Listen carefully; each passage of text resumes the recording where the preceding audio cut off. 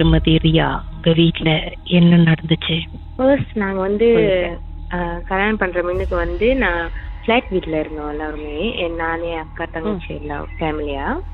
அப்போ வீட்டு நம்பர் வந்து 2/8. ஸோ கன்சிடர் வந்து 2வது மாடி 8ஆம் நம்பர் வீடு. அதனாலயா என்னன்னு தெரியல, ரொம்ப டிஸ்டர்பன்ஸ் இருந்துகிட்டே இருக்கும். சும்மா சும்மா வந்து கச்சா பண்றது, குடிச்சு அமுத்தி விடுறது, அந்த மாதிரி நிறைய டிஸ்டர்பன்ஸ் மோஸ்ட்லி எங்க ரூம்ல மட்டும் தான் நடக்கும்.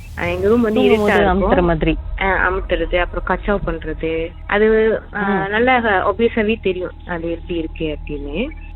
ஸோ அந்த மாதிரி போயிட்டே இருந்த டைம்ல ஒரு கட்டம் என்ன ஆச்சுன்னா, அக்கா வந்து எப்பயுமே ஹாஸ்டல்ல தங்கியிருப்பாங்க காலேஜ் படிக்கிறதுனால. வீக்லி ஒன்ஸ் இல்லை 2 வீக்ஸ் ஒன்ஸ் தான் வீட்டுக்கு வருவாங்க.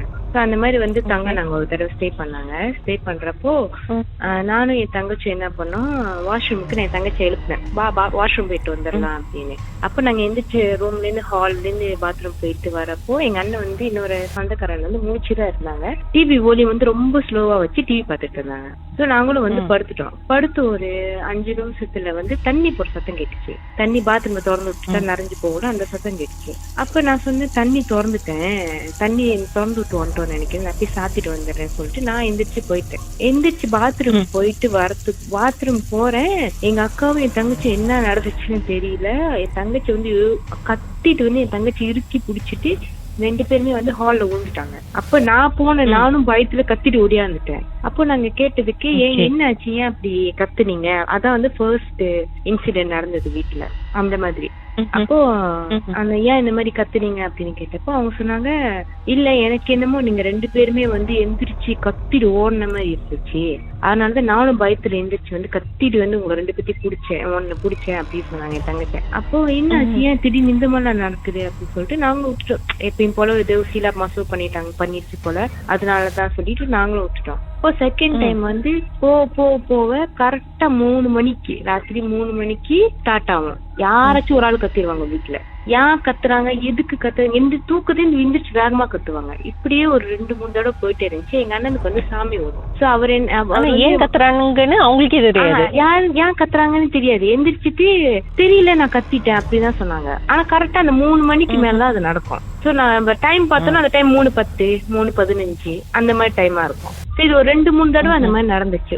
நானும் கத்திருக்கேன் அந்த மாதிரி. ஏன்னா நான் ஏன் கத்துறேன் எனக்கு தூக்கத்துல இருந்துச்சு. அப்புறம் தான் எல்லாம் கிளப்பாங்க, ஏன் நீ கத்துனேன்னு. இப்ப எனக்கே தெரியல நான் ஏன் கத்துறேன்னு சொல்லி அந்த மாதிரி போனுச்சு. ஒரு 2-3 டைம்ஸ் போனதுக்கு அப்புறம் இப்ப இந்த டைம் வந்து எங்க அண்ணனுக்கு சாமி ஒரு வீட்டுல வச்சு ரொம்ப டிஸ்டர்பன்ஸா இருந்துச்சு. அவர் வந்து ஏதாச்சும் பண்ணுவாங்களா, அந்த டைம் இந்த மாதிரி நடக்கிறப்ப என்ன ஆச்சுன்னா, அந்த டைம் வந்து அண்ணன் அவுட் ஸ்டேஷன் போயிட்டாங்க.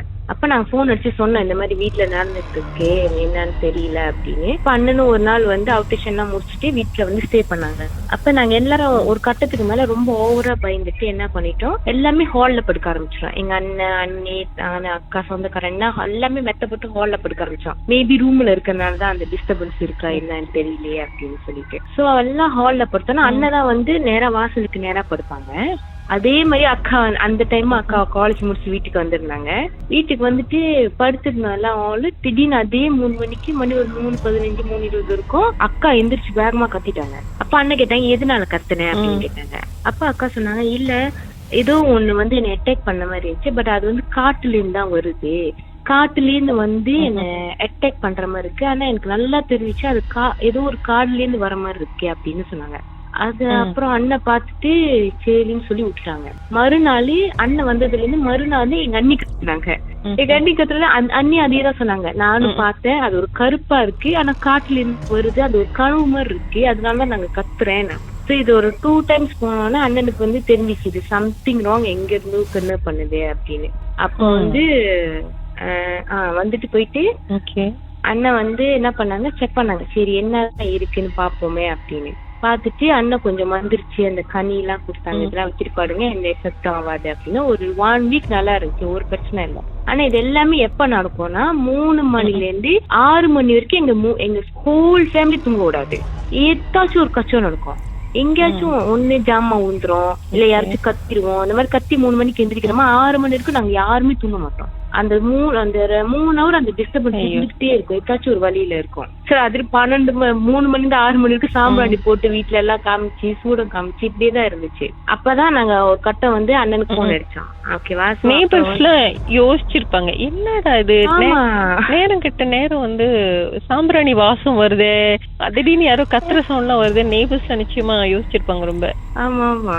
அப்புறம் தான் வந்து கடைசி என்ன இன்சிடென்ட் நடந்துச்சுன்னா, மணி 3 ஆக போது, எல்லாத்துக்கும் சரியான தூக்கம். எனக்கும் அந்த டைம் வந்து நான் இருங்க ஒரு நிமிஷம் பாட்டுக்கு பிறகு 3 மணிக்கு என்ன நடந்துச்சுன்னு தெரிஞ்சுக்கலாம்.